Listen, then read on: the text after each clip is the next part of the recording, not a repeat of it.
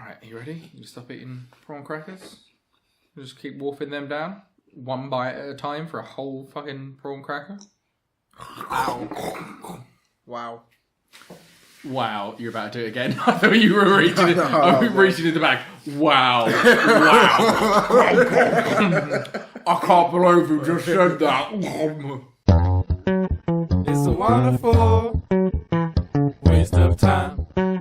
It's a wonderful waste of time.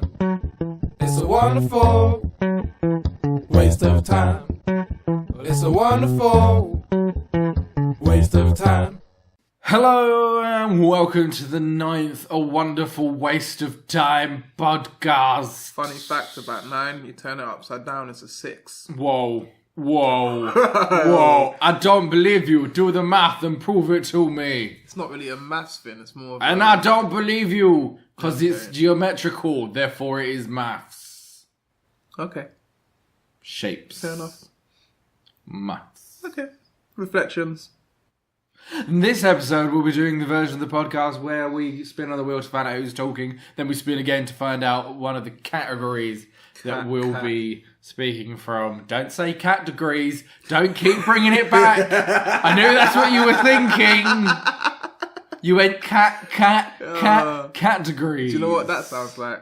Sounds like a cold cat. Do you know what category sounds like? What? Categories. Categories. And we'll be choosing between 7 categories. Cool. My name is Cross Draylight, and I'm joined as always by S.G. You have to say it that slowly whenever you say it. You have to really fucking drag it out. I could do it. Wait. Don't. We're at Studio 3. Yes. Studio 3 Arts. Go look them up. That's where we record. It's embarking.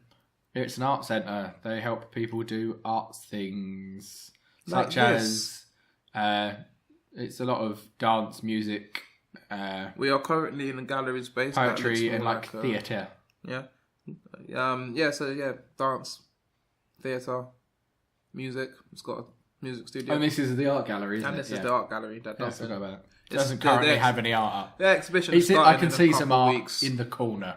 Yeah, I think That's that's probably the old just been one, taken actually. down. Yeah. Yeah. So there's a new exhibition starting. Actually, yeah, that's a fair shout.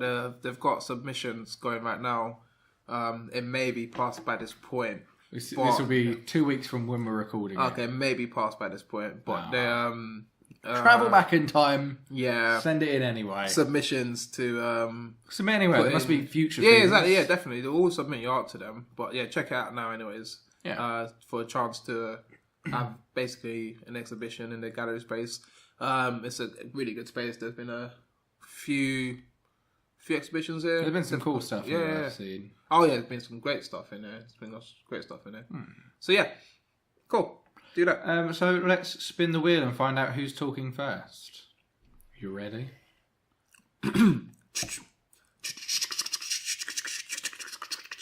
And stop. Me. Yay. I like that you're always yay. You never want to be the one who has to pick the subject. Why would you want to pick a subject? So much pressure, man. That's a part of the show. So much pressure, man. And spinning for the second wheel.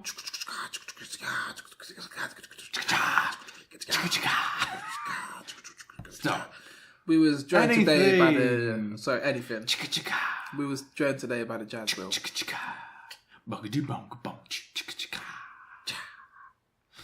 So I got anything. So I can choose between... I can pick any of the categories, or I could pick something else entirely. It's almost like you can pick anything. I mean, I can go off the categories if I wanted to. What? I could entirely do that. Categories? That is within my you worked power. your whole life for those categories. I know. I spent so many years at Cat College. Oh, man. But I'm not. I'm going to pick from one of the It's all categories. like catnip, isn't it?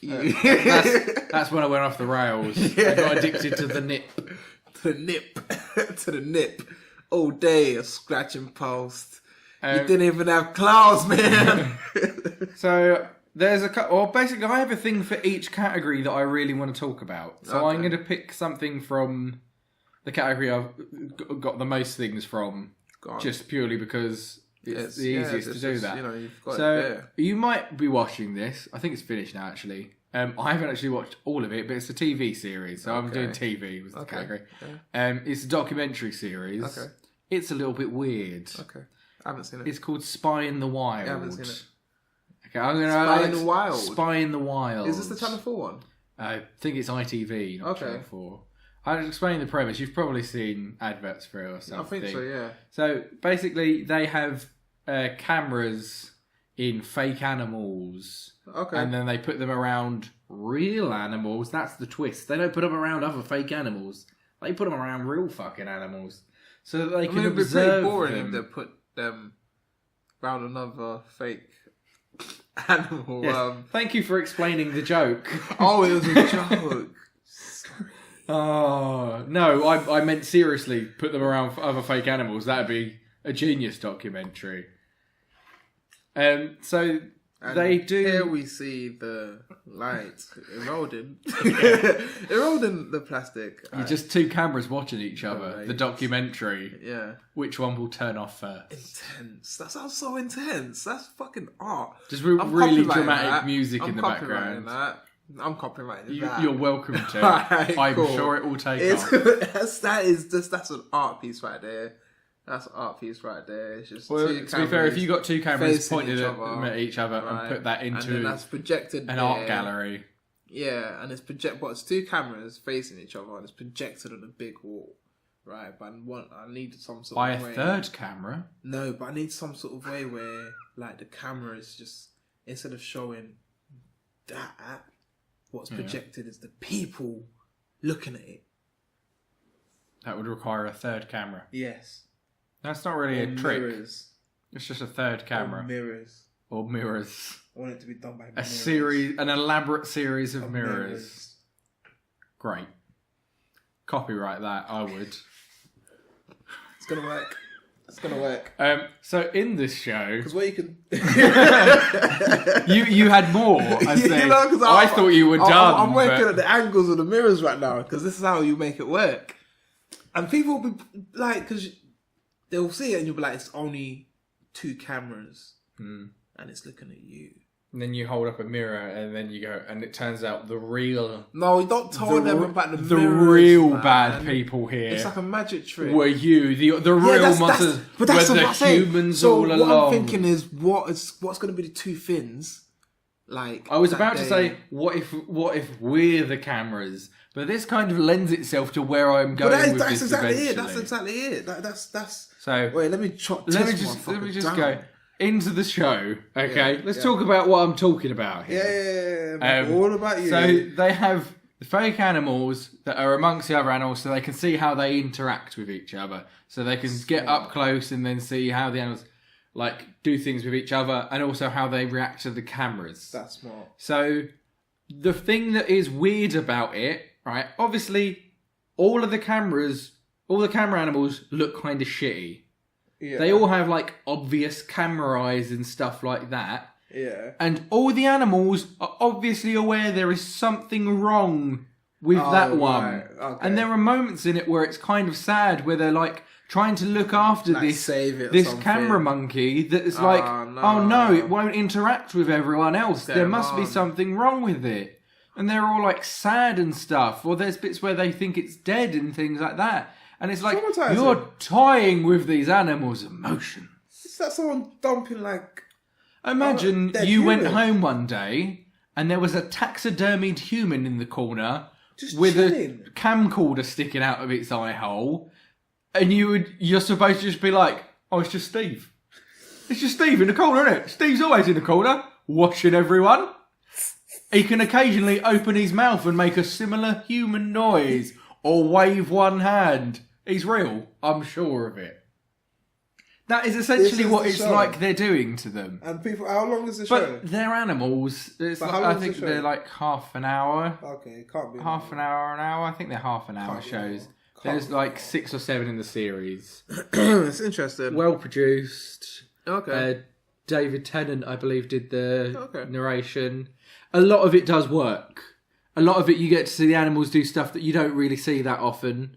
Like, but the other thing with it is Give me a call you soon. don't that often see the camera from the point of view of the camera. So the camera that they've put in, the footage often isn't from that. It might as well just be them showing up with some cameras anyway. So it seems unless kind they've of got pointless. more of those cameras. Maybe You they're don't more know. that are hidden in, but then why don't they just put the hidden ones rather than putting the one among them that's a fake animal? That just looks really weird and off-putting. So you don't get much of that footage. You don't really get much of that footage. So it is It's more the fact that they interact with it. There was one bit that I can recall where that camera was super necessary. Yeah. There's a bit where there are birds that go into trees and sort of like barricade themselves in. Okay. So they had a camera that looked like a chick or like an egg. Can't remember. An egg. And that was inside with the bird when it barricaded it. That was the point where it was like, this is what it's for. Yeah. This is genuinely like, I don't see how else you would have accomplished that. Yeah. But for the most of the rest of it, it's just like, oh, I can tell which one's the camera. It's that one that looks like none of the other animals that are knocking about. It's the stiff one over there. Yeah. Wow. But this is why... It's just, so it's basically a wildlife documentary. It might as well just be a regular wildlife documentary. The cameras seem like a little bit unnecessary for a lot of it. It's just like an interesting gimmick. Mm. And it's interesting to view as a person because you get the point of like, you see that it's fake. Not all the animals do. So a lot of the animals will interact with it or will take part. And like they had like an otter camera that just bobbed about. Yeah. And you know how otters grab hold of each other so they don't separate? Oh, yeah. They grabbed hold of the camera otter and kept it with them. Oh, so stuff like that's really adorable. Yeah. But then you put a fake camera, like I think it was a bush baby, inside of a like log that would pop up. It was probably the worst one. In front of some chimps. Chimpanzees know that that's a camera. They walked straight over to it and were like, something's wrong there. And they just kept touching it. And they were like, you're not real. That's fake. Like, they knew straight away. And these are wild chimpanzees. They're just straight away, they're just like, that's not a real creature.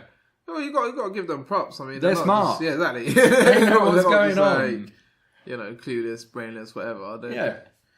They're switched on in their ways. I wanted to get to the point where I wanted to question something weird. So from our perception of watching it, you watch and go, that's obviously a camera. To the chimpanzees, it's obvious there's something wrong. Yeah. To the meerkats, they're a bit wary. The otters know no fucking difference. What if a much higher form of intelligence than us was doing it to us, but we have no perception of it because we're not on their mind frame yet? Oh, this question hasn't been asked. But no, it's interesting. Not in context of a documentary.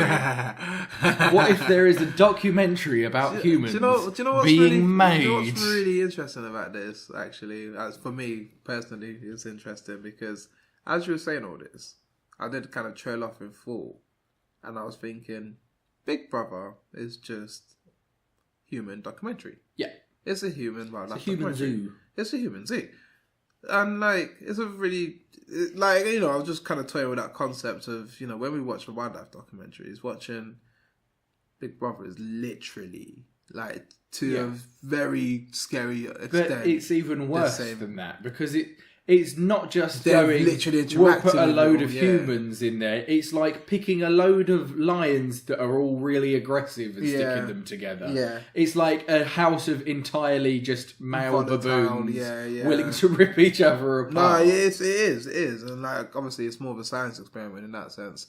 But yeah, so when you say that, like to the point where we're doing it to ourselves. Exactly. That's what, even beyond optionally, like, the whole Snowden situation where the government is doing it to us, optionally or not. They've got us, pinned down. They're watching us. Like, at this point, you got a microphone, you got a camera right there. Like, boom. Like, this conversation's probably sparked something off for them. To be fair, we are trying to get people to listen to us. Yes. So if anyone from the government agents are listening, hey, government, spread the word. Spread the word. AWWOT podcast, the place to be. Yo, get more people involved. You know what I mean? But Send out to the world for us. Yeah, come on, man. Like, spread the love, which is something you're so good at. But if you didn't have, so what I was saying before, like, if you didn't have that level of perception, what if all the things that we see that are sort of like, there's something wrong here, like with the chimpanzees seeing that there's something wrong there, there's all these things that we see that we go, there's something wrong here, and we don't understand them. So that just means there's aliens watching like us. we can always no, but you can always go like, oh, it's something that we don't understand. Obviously, it's something we don't understand. Otherwise, we wouldn't say there's something wrong here. But what if it literally was just something watching us? I'm not saying, what if there's aliens? What if the aliens are watching us? There probably are aliens. There's definitely something else in existence. Yeah. But what if it was literally like a situation where something else was making a documentary on us that we're ignorant to? Yeah. Like, wow. I'm sure that not only do meerkats not understand the cameras, their like what if standpoint on the existence of documentaries is pretty far away. What if they didn't? What if they knew? What if it was like Big Brother and they fucking loved it? Exactly. What if they'd volunteer to be on? What if all the meerkats knew and the ones that you see in documentary choose to be on camera and the ones that don't want to be in it just leave? They just walk away from the cameras and don't get involved. What if all the animals in documentaries are actually vain? It's like, hey, they're filming us do wolf stuff. How? Shit. Exactly. So this goes both ways. So this goes both ways. What if they're watching us? Yeah. We think we're making documentaries. They're actually out in a fucking amusement park. You know what I mean? It's like they book it. They hear David Attenborough's coming down to Africa. They're like, yeah, let's get this done. What if we're not even just documentaries? What if we're like YouTube videos of cats playing the piano? We're like reality What shows. if that's what humans were? Yeah, we're like The Sims. I reckon we're more like The Sims. We're more like The Sims. Yeah, there's some sort of higher power controlling our destiny. So we're basically more like The Sims. You know what I mean? If we're going to It's the Matrix. Well, I mean, The Matrix is a bit more. I mean, that's literally like, you know, you're just the brain, blah blah blah. The Sims is someone is literally, you know, you're basically living your day to day, while someone is then shifting your actions now and then or stopping you from doing something. They're not. You're doing everything else on your own, but certain actions are being picked for you. Exactly. You know what I mean? So we're more like The Sims.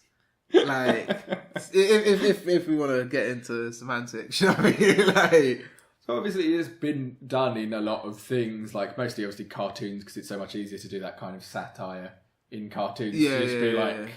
I think it was South Park. I liked how they did it in South Park, where it was like aliens were watching us, and it is like a reality show. But the reality show is like, what if we got a whole planet full of different species? Like a cow, a giraffe, and a human on the same planet? Because no other planets have that. Everyone else is like one species to a planet. And this is just a huge cosmic reality show of putting all the species together. And it's like, turns out they're all starting to kill each other and they're eating each other and stuff like this. The dominant species have become humans. Simpsons done it beforehand. All the Jurassic of Horrors, the space people, the two Kane and Koda, are usually always watching. Yeah, and then there's usually, there've been somewhere there's literal reference of them watching. Yeah, it's also I like in the Futurama version of it where it's not just that they're watching; it's that they get our television. So the Omicronians get Earth television. And he's what's his name? Is it Lur? Yeah. He's watching. I can't remember what he's watching. He talks about Friends, but I don't think that's what. No, he was watching single female lawyer. He's watching that, and then it gets cut off because Fry had spilt something on there many years in the past. So this was the other point to it. If like there were thousands of years from now, aliens, much like the Futurama thing of them picking up on our signal and watching our TV shows so much in the future, we find like old artifacts of our culture.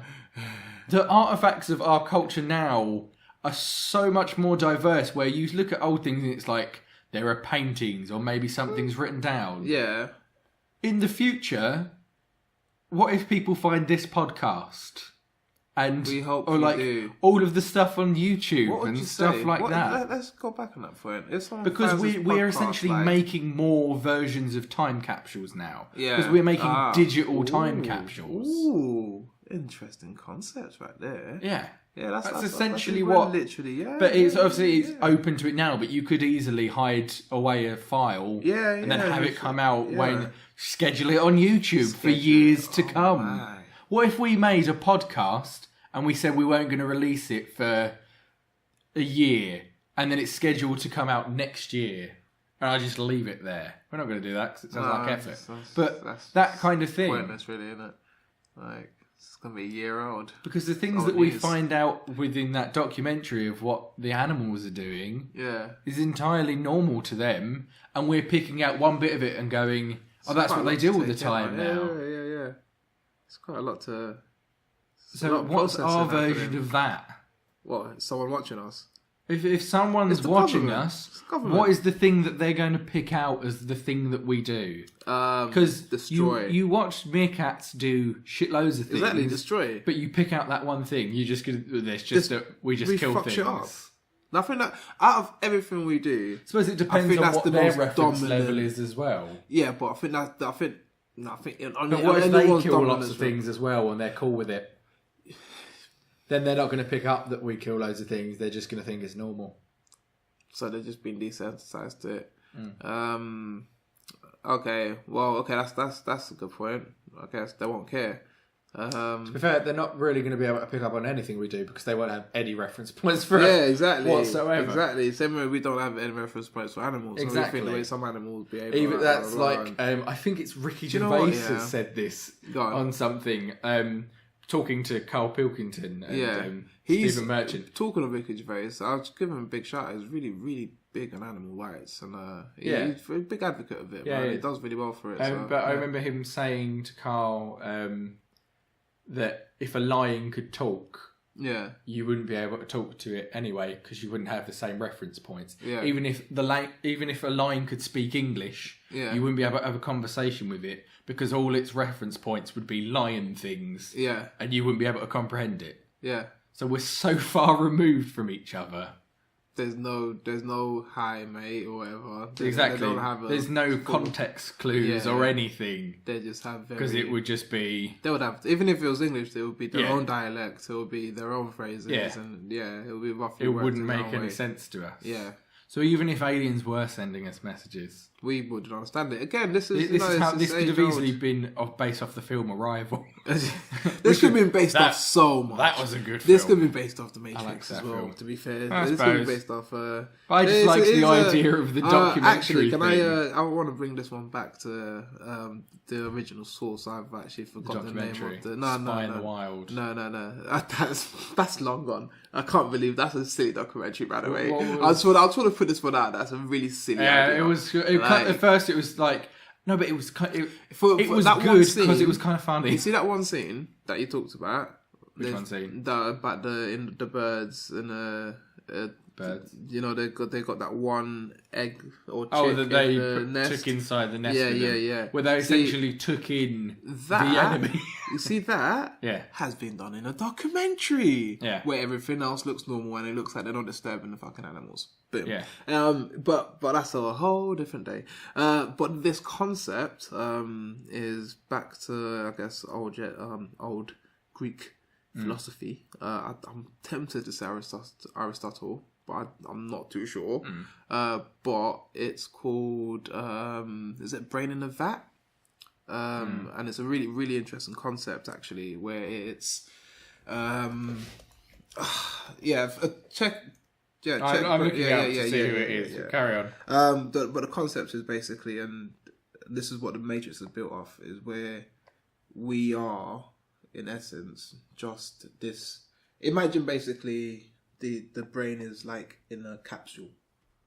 All the experiences, everything you feel, are just basically signals being sent to the brain. It's all electrical impulses. It's all impulses. So how do you then, in essence, justify what's real? Yeah. And that's the concept that builds the whole. Yeah. There's another power watching us. There's all of that. It's just really interesting. But I think I've messed up the plot a little bit. There is like the distance between your perception and what is happening. Yeah. Like I always like the idea that everything that you interpret as a colour. So if you look behind you right now, for us in the room, no one else is going to get this. Yeah. That chair over there is green. But you could be seeing an entirely different colour than I'm seeing. But because we both point at that and say it's green, that's green, even though we could be seeing something entirely different. Here's where it extends to people who's listening to this. Now you said it's green. They've got two options. They're imagining it as a green chair. It's either they believe it's green, and I could be making up that there's a green chair here, and there we go. And that's the extension of that theory. I don't think that experiment is as old as you. No, it's coming off an updated version of Rene Descartes' evil demon. Thought experiment originated by Gilbert Harman from searching up. Brain in a Vat. Yeah, I think it comes a little bit back. Which is from 1938, but there may have been like earlier versions of it. I think. Interesting. Check. There's one in the cave. There's one in the cave. So it's just basically, I just wanted to say, what if instead of like all of these things where we talk about. What if there's something communicating with us and it just wants to chat? What if there is something that wants to talk to us purely for entertainment value? What if it's not ready? What do you mean, what if it's not ready? Well, what if it's not ready for this what if it's not already talking to us? So like, let's think of something like the internet, all the things that we take in can easily be from an outside source. That's like going back to the animal thing. What if an entire species of animal were all cameras, but we've taken them into the nest? Yeah, that's like that bird, and it's become part of us, and we just accept it. What if all cats were actually cameras? And some people take them into their homes and stuff. Cats just go out during the day and monitor things and just knock about. What if all those cats were just cameras? Jeez. Twisted. This is like... Exactly. This is just, I was going to say about like the internet. I was actually... Just by the introduction of it. Not a bit... It'd be worse if it was cats. Fuck cats. Imagine the internet actually... was all cats. Yeah. Playing the piano, doing cute things. There we go. The Anarchy of the Cave was the original one I was thinking of. Sorry, and that was Plato. Plato's Cave, that's one. Which is a bit different. That's what's about if you've got a few people in a... Should I go through it? Because I think it a little bit if it applies to it. Yeah, it does apply. So Plato has Socrates describe a group of people who have lived chained on the wall of a cave all of their lives, right? So they've lived... chained on the wall of their lives, facing a blank wall. The people watch shadows projected on the wall from objects passing in front of the fire behind them, right? And give names to these shadows. So you make an understanding of what you see. Yeah. The shadows based purely on the shadows, not seeing the actual things. Exactly. So the shadows are the prisoner's reality. Yeah. Socrates explains how the philosopher is like a prisoner who is freed from the cave and comes to understand that the shadows on the wall are not reality at all. And this is where it gets really interesting. For he can perceive the true form of reality rather than the manufactured reality that the shadows seen by the prisoner. The inmates of the place do not even desire to leave the prison, for they know better. They know no better life. Yeah. So I think the one I originally read, it said how if the person who goes out to see the true forms the shadows Yeah. was to then come back to tell the prisoners what they it still really wouldn't is. believe them They wouldn't because believe they don't it have the same because they've reference not, point. Exactly that. Because all they're seeing is flat, dark Shadows. shapes, Boom. not 3D colour, moving, breathing. Yeah, and that's things. all they've seen all of their lives. So yeah, it's that was actually what I should have been saying because it is a direct reference to this. Yeah. Yeah. That's good. That's a but very it good is, thing it is, to wrap it up is, because that's it very is, interesting. But yeah. So So that's I've Plato's never Cave. heard that before. That is essentially Plato's what Cave. I'm trying to say. Yeah. Well explained. Yeah. That's what originated. I think the Brain in the Vat was just a lead on at some point, or just another thing that was in the same thing that I read. But yeah, there we go. Plato's Cave. That's a good way to leave it. I think that's a good place to have the mid-break. Well done. That's the new mid-break song. Let's leave it there, and then we'll be back after this tiny little break, and we'll go see who's doing the next subject. It's a wonderful waste of time. Okay, welcome back. We got philosophical based on that documentary, which is obviously where I was pushing for it. Yeah, to go. no, it was. But you pulled out some real good shit at the end. Yeah, no, it was something about that documentary really brought out something deep.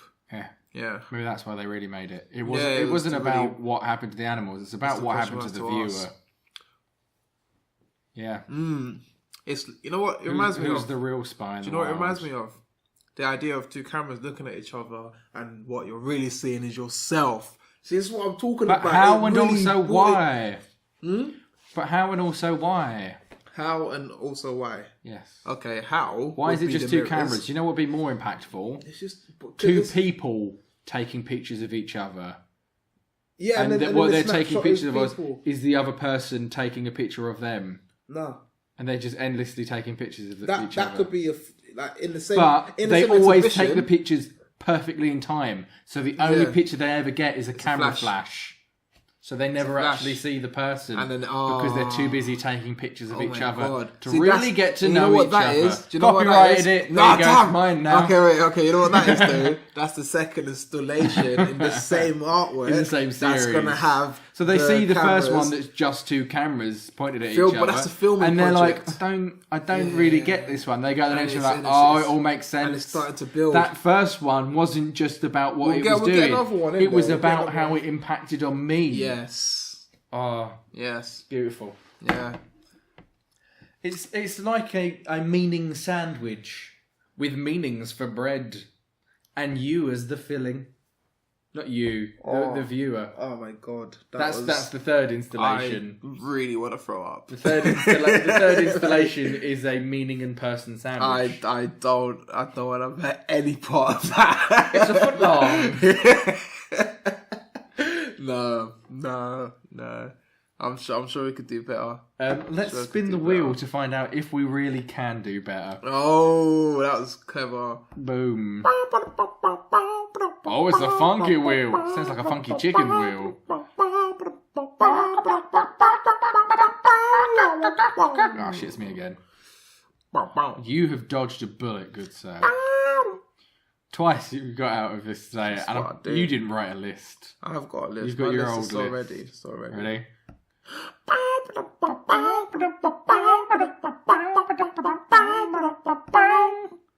Cartoons / anime. Cool. I have a good. We were list for joined this. today by the Funky Chicken. Funky chicken. Hey baby, it's me, the funky chicken. This is my jazz voice, if you don't. That's my jazz voice, if you don't remember. The Common Smoking Joe. Hey baby, you wanna give me some seed? The Common I'm a Smoking chicken. Joe. Not so much because I smoke. I ain't never been to Kentucky. Don't really wanna go. A lot of people like it so much they don't come back. I wanna see the world first. Then I'll go to the Colonel's Palace in the sky, baby. Yeah. I like that voice. Fun to do. Oh, yo, Funky Chicken is to come back more. Every week, special guest. Monday through Friday, even though we only record once a week. Oh, yeah. I'm Funky chicken, gonna baby. try. Oh, yeah. Shit.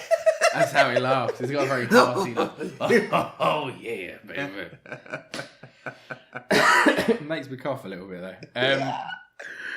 So, chicken, everyone. Let's talk about... We were getting deep anyway. This isn't a philosophical Balls one. deep? Balls deep. I'm talking about balls deep. That was from the Cleveland show. We're not talking about the Cleveland show. No, This isn't philosophically deep. This is more just personally, emotionally deep. Oh, okay. Not for me personally. Well, but the show is about. Oh.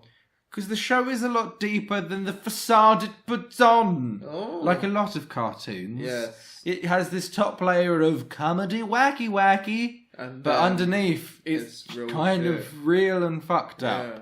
I want to talk about a cartoon which I think does this very, very, very, very well. Ooh.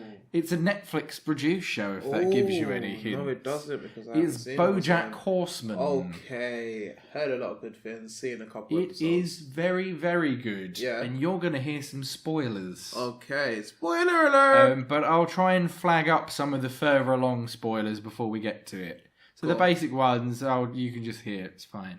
Yeah. But I'll let you know before they're coming. So if I give you the basic premise of Bojack Horseman, he's an actor. Yeah. He was in a big sitcom, like an 80s American big sitcom, like Family Ties. Yeah. Or your Urkels. Yeah. Or whatever was one. No. I was going to say the one. Cheers. No, not really. This is a family one. I was going to say the one with the Olsen twins, but maybe that was Family Ties. I don't watch any of them. They were 80s American family sitcoms. I don't. But he was in one of those where it was called Horsing Around. Because he's a man horse. That probably should have explained that. That should really be the get-off point. There's a mixture of humans and animals. So he is just like an anthropomorphic human horseman. I thought it was just his head. I didn't No, know. so his hands are horsey as well. Oh, shit, I don't think he has hooves. He doesn't have hooves. He's got feet. But he still looks like a horse all over. Oh.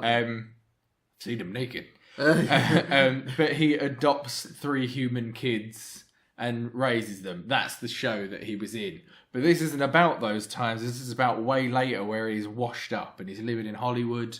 Yeah. He has all the royalties from that are keeping him in this like huge apartment and stuff like that. But he can't get any more work. But he dreams of still doing proper acting because he doesn't consider what he did proper acting because it was just sitcom acting and he thinks it's really shallow and stuff like that. Yeah. So there is the top layer of it being like... He was on a show called Horsing Around. He's a horseman. One of the other characters who I've mentioned before in our one about anthropomorphs, Mr. Peanut Butter, who was in his rival show. It was a very similar show where I think the show was called At Home with Mr. Peanut Butter or something like that. That sounds like the most creepy thing ever. Yeah, it does. But he adopted 2 human twins, and it's essentially the same show. But he's a golden Labrador retriever. Okay. Did that show replace the... No, they were kind of both on at the same time. Okay. And there's a beautiful running joke where they're kind of like opposites. So Bojack like thinks quite deeply about himself, thinks of himself as a serious actor. Yeah. And he's kind of depressed. He's an alcoholic. Yeah. He's like sleeping with loads of people because he can't hold down a relationship and he doesn't know what to do with his life. Yeah. Mr. Peanut Butter just wants to have fun and he's enjoying being rich. And he just gets on with his life and he's kind of very upbeat. But every time they see each other, Mr. Peanut Butter goes, "What is this, a crossover episode?"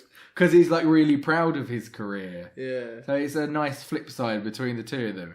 But yeah, obviously that's part of the deep stuff in that Bojack is like... He's really been warped by all the things he's been through because he became really famous. And now he can't get any more work. So he's like a has-been... And he just drinks all the time and does nothing. He lives in his apartment with a person who essentially just slept on his sofa after a party and then just stayed there forever. And it's sort of like he says, "Why are you still here? You should go get a job so you can move out and stuff like that." But really, it's his best friend. It's the only friend he's got, and he loves having him there. And when he leaves at one point, he wants him to come back. He doesn't want to be on his own. It's his only friend.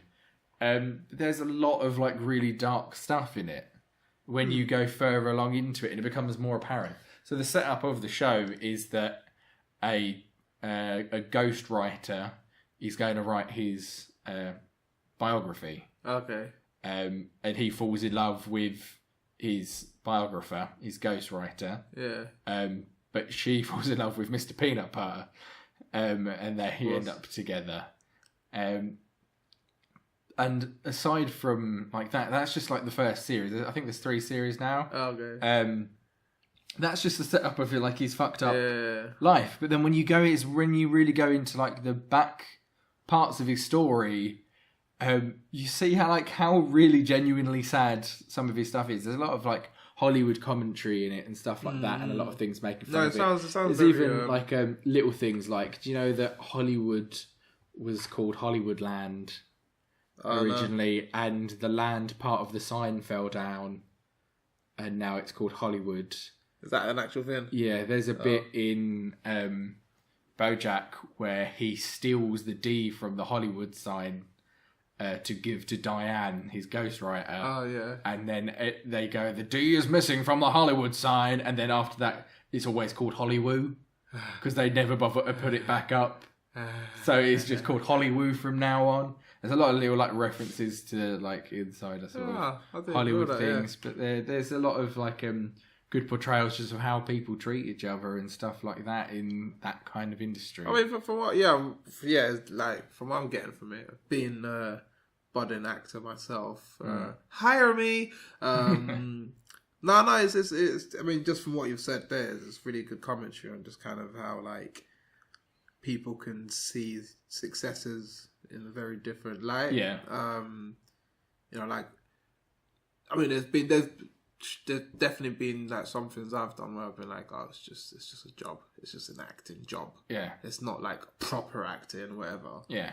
And like, but then other people have been there and really been like, this is doing the same thing. Really means a lot more to them. It means a lot more to them, and like, like people's I guess.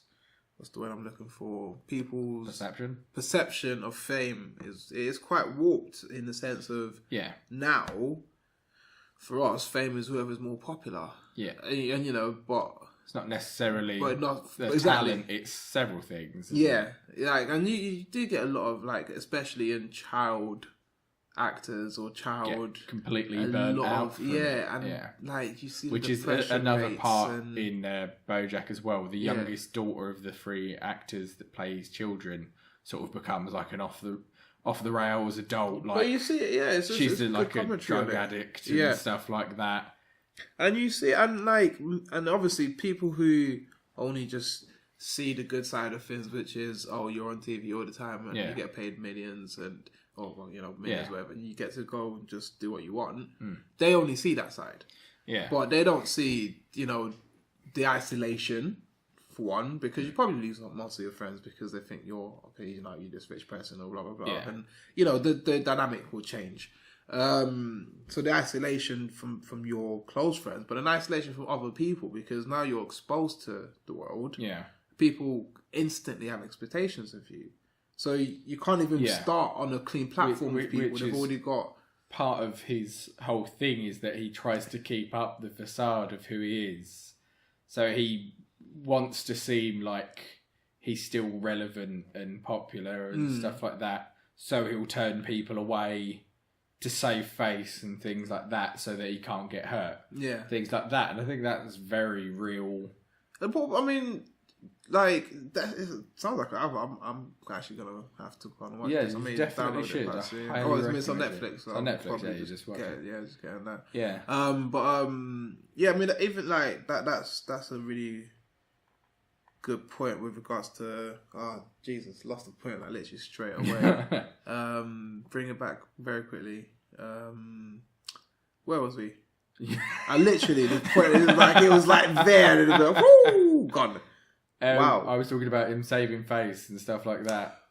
Was that what it was? Yeah, it was something around kind of, so again, like, that makes a good point of imagine being in the public eye, like, and you're a character, like, you know what I mean, like, not you're, so much. You're recognised for one thing in particular. Exactly, and then it becomes like like a it's like, Penn's Bacoli thing. Here's one, and this is someone who's pulled this off. Really, he's done so well with it. You know, Dwayne Johnson. Like, to the point I'm calling him Dwayne Johnson now. Yeah, not calling him The Rock. Exactly. Yeah. Like, but remember, like, when he like, because there was a point where a lot of wrestlers done, you know, Triple H done one of the Resident Evils or something like that, or he's done. I think he done that. Triple H done one of the films, like and like so did who else? There was a few actors. Yeah. Dave Bautista. Batista. That's I was going to say Batista. So yeah. Did he have a wrestling name?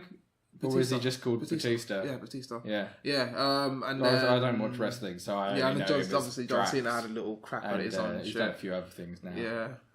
But yeah, it's quite good actually. Like when The Rock first started doing films, you still saw him as The Rock, 100%. Yeah, but people were like, you know, Get Shorty and stuff like that. He was still The Rock. But he's trying to switch up. Yeah. He wasn't happy with. Good for him. And the thing is, a lot of people need to understand that. Yeah, some wrestling is kind of the. Well, it's acting, isn't it? It's just an acting gig for like very a lot of people willing to do stunts, essentially. Yeah. Like, okay, I'm a really big built actor. I'll get into wrestling. Yeah. Like, I mean, it's like, and that's probably the highest. There's probably a lot of wrestlers who wanted to be like character actors and stuff like that who did that because that's what they were offered. Yeah, and it's full of time work, isn't it? It's like getting a TV. It is getting a TV gig. It's a regular gig. It's ongoing work. And like, think of like the outreach of Raw and WWE. Like that's pay, man. So, but it's like people's perception of that fame, like it doesn't reflect what he was happy with. You know what I mean? He had to take that extra step and be like, you know, I'm not gonna, because when he was The Rock, every time you saw him in public, he was The Rock. Yeah, kind of to prove himself as an actor. Yeah, same as Hulk Hogan. Hulk Hogan right now is always going to be Hulk Hogan. Hulk Hogan is stuck with being Hulk Hogan. Like, even when he's old, he's Hulk Hogan. Yeah. But Arnold Schwarzenegger, he's not always going to be a bodybuilder. You know, his acting career very much.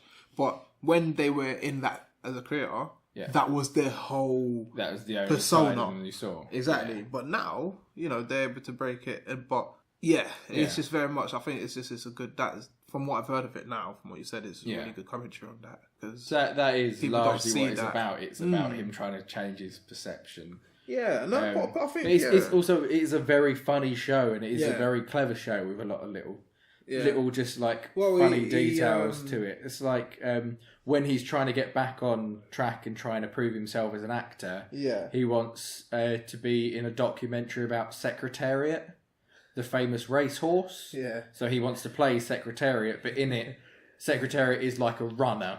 Yeah, so it's got like these clever like plays on reality that are jokes. But really, it's just like, it's a serious acting gig for him, but it's a clever way to work that in. Yeah. That the gig that he wants is as the most famous horse they could think of. There's a lot of things, like layers to it. Layers. It's always something to appreciate. Yeah. But I wanted to talk a little bit about, I've got two other things written down. Obviously, I've talked about like personal issues, depression, self-loathing, stuff like that. The fact that he sort of drinks and just eats stuff constantly. That's how he copes with things.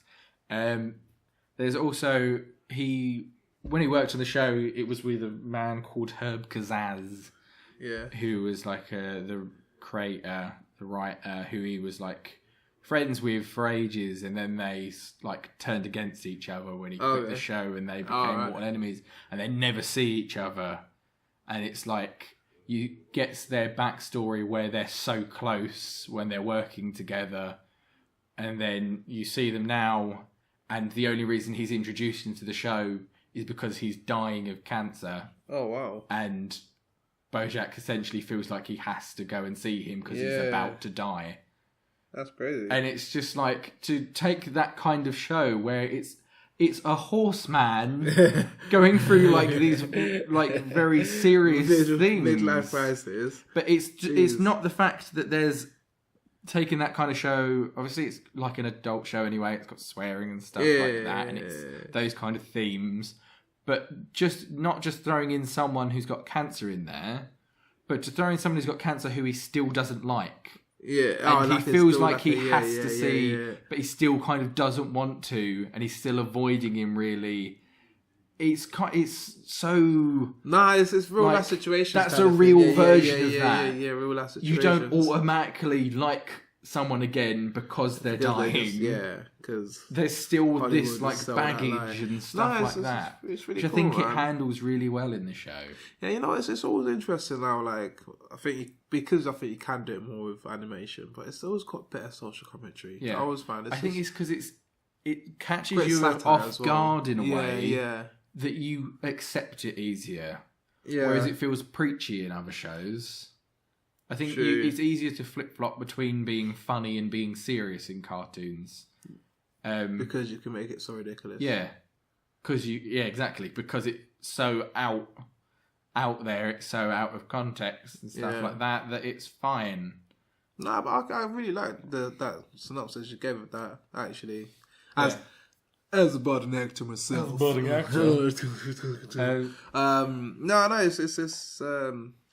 quite relatable in some respects. I'm not saying I've been to Hollywood, but you're not been to Hollywood just yet. No, not just yet. I've been there only to visit.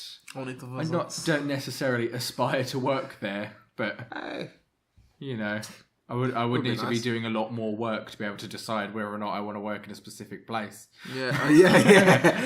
I also probably wouldn't turn it down. No. Hey, anyone from Hollywood, man, I'm down. Like, so I was also going to just say about like his relationships a little bit. So there's a few different ones that come up throughout it. The first one being with a cat lady called Princess Carolyn.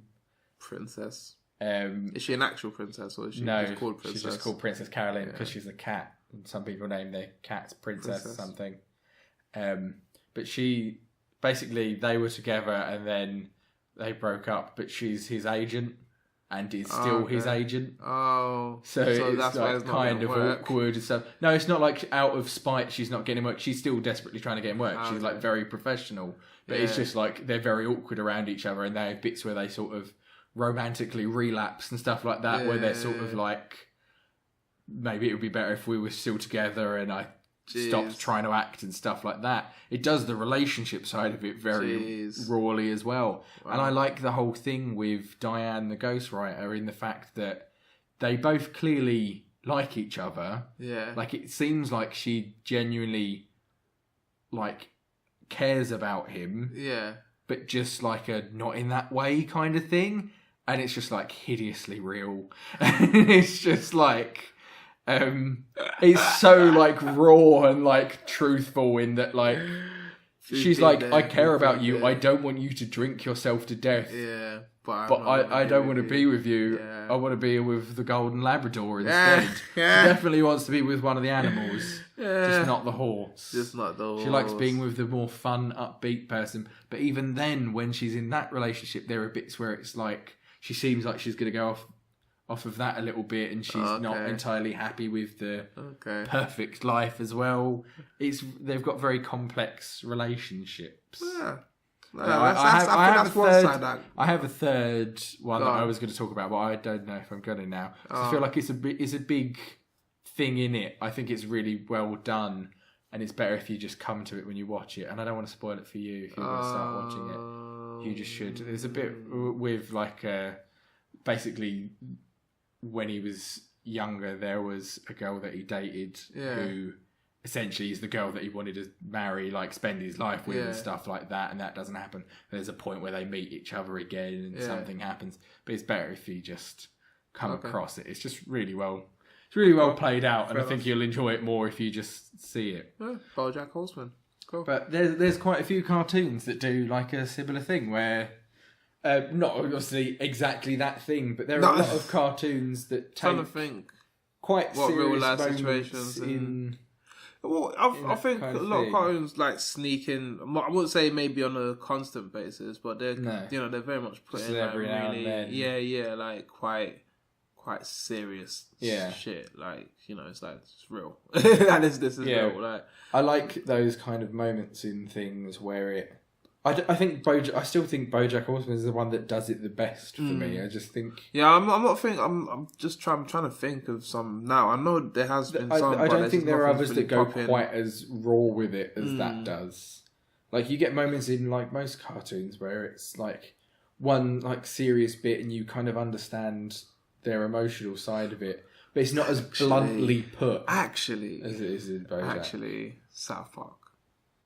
I don't think it does it in the same way. South Park's just pure satire of everything. But the satire side of it. But it makes a lot of real life. Like, come on, there are a lot of like real life situations in South Park. They just very much handle it very lightheartedly. Yeah, but I think there are quite a lot of like, there are a few like quite situations, sad parts of South Park, and stuff like that. I think they do but pretty well. You, and I think Simpsons did it. I think when you watch this, you'll see. Okay, yeah, it probably won't be the same level. Far more blunt and to the point. It's definitely still got like the weird and the wacky stuff in it and the funny. But it's more on the serious. But when it goes to the raw stuff, and it does quite a lot because it's a huge part of it, it does it really well.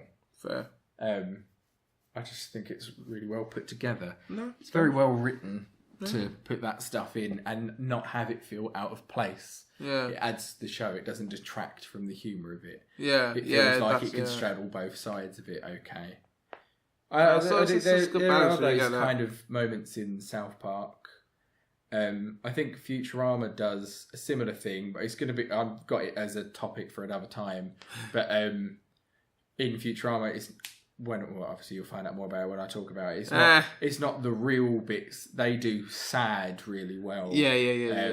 Oh yeah. Let's save that for later. Let's not talk about that now. Yeah. I'm going to bring that up for another episode. Next time I get cartoons, I'll talk about Futurama and that kind of stuff. Yeah, they do sad really well. They do incredibly well. I think they do that better than any other cartoon does. And in fact, I would say they do that better than any other show does. I think, personally. Fair enough. I've seen like other comedy things try and do stuff like that, but it's not just for us. Everyone. We'll talk about it when we get there. It's Fresh Prince. That's that one very famous moment. That one's just overplayed. But like as a whole family, there's some beautiful. Yeah, no, I would say that's not necessarily a sad thing. That's more towards the BoJack Horseman thing. It's about family. Yeah. And every now and then there is a very family thing that is just like really deep. But even that one, as much as it's overplayed, which obviously the moment we're talking about is where Will breaks down about his dad to Uncle Phil. But yeah, it's kind of more like that than sad things. It's kind of just like a very raw, emotional, this happens gritty, to people. It happens to like people all the time, and you don't talk about it. And it's a sad thing that you don't see. You don't see in serious programs, that kind of stuff. And if you did, it wouldn't have the same impact. I feel about serious, you wouldn't care as much. Because if all serious, you're expecting that kind of. Because that's the problem with all serious programs is that that's not what people are. Comedy programs are more like. You don't think people are all the time, but they are. Everyone's trying to be that all the time. Yeah. Even if people aren't as funny because they're not as well written as TV shows, obviously. Yeah. They're always making little They're quips trying to be funny, and you only get that really sad stuff every now and then. That's more real life than being over dramatic about every single thing. That no one is that over dramatic about everything, and if they are, they don't have anywhere near as many people around them because everyone fucking hates them. Because it's irritating when someone's that dramatic about everything. Not everyone's as, not as, blah, blah, blah, blah, blah, blah, blah. People are more understanding than you. I don't think that's true. Yeah, it's definitely true. People are more understanding than me, but they're not as understanding as people within those shows.